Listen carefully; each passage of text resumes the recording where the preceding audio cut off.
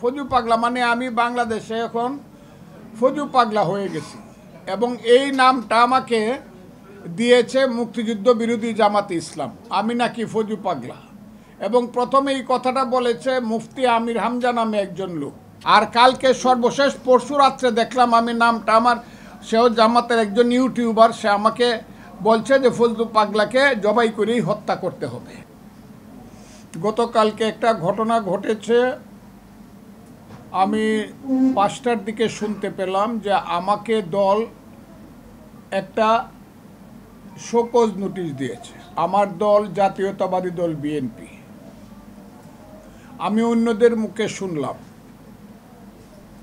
এবং এই 5টা থেকে রাত্র 9টা পর্যন্ত আমার হাতে কোনো কাগজ পৌঁছে নাই। আমি রাত্র 9টার সময় দলের একটা কাগজও পেলাম, আমার কাছে সেই চিঠিটি এখন আছে। দেখলাম আমার নামে দল আমার কিছু কর্মকাণ্ড এবং কথাবার্তার জন্য শোকজ নোটিশ করেছে উত্তর দেওয়ার জন্য। এইটা খুবই একটা স্বাভাবিক ঘটনা। একটা রাজনৈতিক দলে একজন কর্মীর প্রতি তার দল যদি মনে করে যে কর্মীর বোধহয় কিছু ত্রুটি বিচ্যুতি আছে, সে তাকে শোকজ করতেই পারে, আমাকেও করেছে। এবং নির্দিষ্টভাবে আমি বলতে চাই, আমি তার উত্তর দলকে দিব, দল যা জানতে চায় তাও আমি বলবো, এবং তারপরে দল আমার বিরুদ্ধে সিদ্ধান্ত নেবে। এখন পর্যন্ত কিন্তু আমি দলের মধ্যেই আছি। এখন পর্যন্ত আমি চেয়ারপারসনের উপদেষ্টা, আমি বিএনপির লোক। আজকে হঠাৎ করে, যেটা দুর্ভাগ্যজনক, আজকে হঠাৎ করে আমি দেখতে পেলাম সকালবেলায় আমার বাসার সামনে কিছু মিছিলের শব্দ পাইলাম। সেই শব্দগুলো বলাটাও আমার কাছে মনে হইল কিছু এই ছোট ছোট ছেলে মেয়ে আমার সন্তানের সমান। এরা কারা আমি চিনিও না। এরা স্লোগান আমার নামে দিল, ফজু পাগলাকে গ্রেপ্তার করো, ইত্যাদি ইত্যাদি। ফজু পাগলা মানে আমি বাংলাদেশে এখন ফজু পাগলা হয়ে গেছি, এবং এই নামটা আমাকে দিয়েছে মুক্তিযুদ্ধ বিরোধী জামাতে ইসলাম। আমি নাকি ফজু পাগলা, এবং প্রথমে এই কথাটা বলেছে মুফতি আমির হামজা নামে একজন লোক। আচ্ছা ঠিক আছে, আমি পাগলই হলাম, মুক্তিযুদ্ধ করে এখন পাগলের ভূমিকা অবতীর্ণ হয়েছি, সেটাও আমার কথা না। এই ছেলেপেলেরাও আমার নামে ফজু পাগলা স্লোগানে দিয়েছে, আমি বাংলাদেশের একজন পাগলা। কিন্তু সবচেয়ে বড় কথা হইল তারা আমাকে হত্যা করতে চায়, তা আমাকে মারতে চায়। তারা আমার বাসার সামনে যেভাবে গিয়ে মব সৃষ্টি করেছে, আমি দেখছি গত 1 বছর যাবৎ 5ই আগস্টের পর থেকে আমাদের কিছু সন্তান মব সৃষ্টি করে তাদের দাবি দাওয়া বলেন আর যাই বলেন তা আদায় করতে চায়, এবং এটা আপনারা ভালোভাবেই জানেন।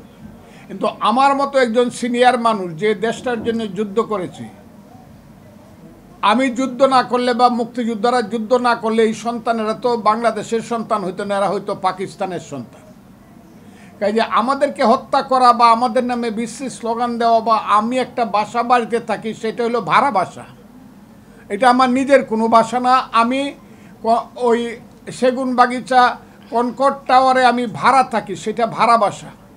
এখন আমি মনে করতেছি যে আমি যে ভাড়া বাসায় আছি, যেভাবে গিয়ে আমার সাথে মব সৃষ্টি করা হয়েছে, আমি বাসায় আমাকে থাকতে দিবে কিনা।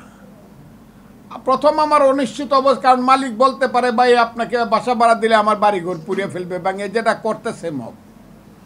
2 হইল আমি আমার জীবন নিয়ে চিন্তিত যতটা, তার চেয়ে আমার স্ত্রী আজকে দেখেন আপনি বসে আছে, আমার সন্তানরা ওখানে থাকে। আমার ছোট সন্তান ব্যারিস্টার, আমার আরও 2 সন্তান আছে। এক সন্তান উত্তরাতে থাকে, বড় ছেলে, মেজ ছেলে আছে, সেও চাকরি করে। আমি আজকে বলতে চাই, তারা এই 2 সন্তান আমার সাথে থাকে, তাদের তো কোনো অপরাধ নাই, এবং একজনের বাসা পর্যন্ত কি মব সৃষ্টি করা যেটা বাংলাদেশে হইতেছে, এটা কি আপনারা ন্যায়ভিত্তিক মনে করেন কিনা বা ন্যায্য মনে করেন কিনা। আমি আমার জীবন, আমি কোনো ভয় করি না, যে আমার মৃত্যুকে আমি কোনো দিন ভয় করি না, কিন্তু অপমৃত্যু আমার কাছে সবচেয়ে বেশি লজ্জাজনক। আমার কাছে মনে হচ্ছে দেশ বিদেশ থেকে স্বাধীনতা বিরোধী শক্তির যারা ইউটিউবার এবং যারা তাদের পক্ষে সাংবাদিকতা করে, স্বাধীনতা বিরোধী শক্তির পক্ষে দেশে বিদেশে থেকে বেশ কয়েকদিন যাবৎ প্রথম বলছে ফজলুর রহমানকে মব জাস্টিস করো, তার উপরে মব জাস্টিস এখন প্রযোজ্য। আর ফ্রান্স থেকে দুইজন সাংবাদিক বলছে তাকে হত্যা করাই দরকার।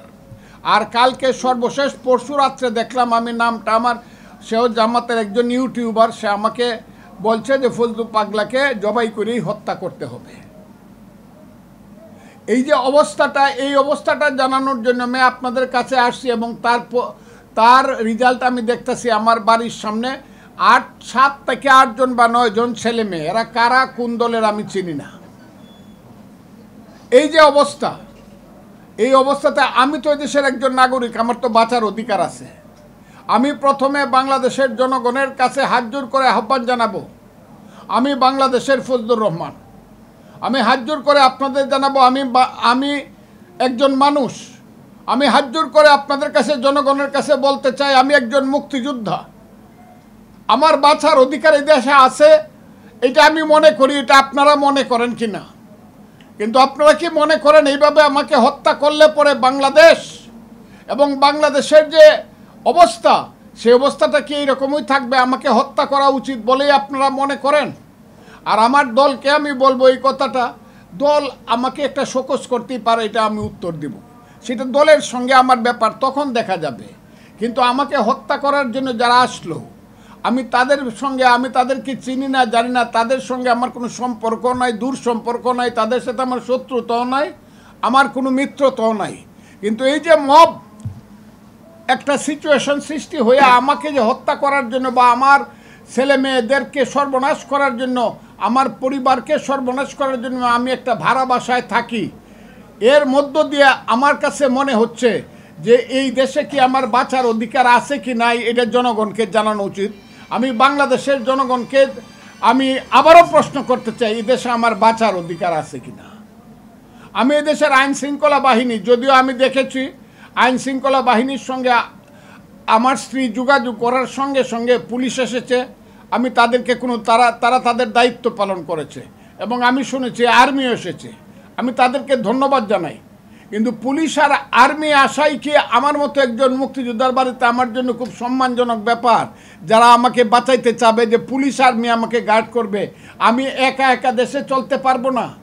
আমি শান্তিপূর্ণভাবে আমার জীবন নিয়ে, হ্যাঁ, আমার যদি অপরাধ হয়, ছেলেরা যদি মনে করে তাদের বিরুদ্ধে আমি কোনো কথা বলছি, আমি কোনো অপরাধ করছি, তা আমার বিরুদ্ধে তারা কেস করুক, মামলা করে আমাকে, যদি আমি অপরাধ, সেই ধরনের অপরাধ করে থাকি যেটা হলো বেইলেবল সেকশন না, আমাকে তারা জেলখানায় পাঠিয়ে দেয়। তারা আমার বিরুদ্ধে মামলা, আমি কি অপরাধ করছি তারা বলুক, তা তো সেটাও বলে না। কাজে আমি আপনাদের কাছে এই কথাটা বলার জন্যই আসছি আজকে, যে আপনাদের মাধ্যমে আমি সারা জাতিকে জানাতে চাই, বাংলাদেশের মানুষ আপনারা জেনে রাখুন, আমার জীবন বড় শঙ্কায় আছে। আমি ফজলুর রহমান, আমি দেশকে ভালোবাসি, আমি মুক্তিযুদ্ধকে ভালোবাসি, আমি দেশের মানুষকে ভালোবাসি।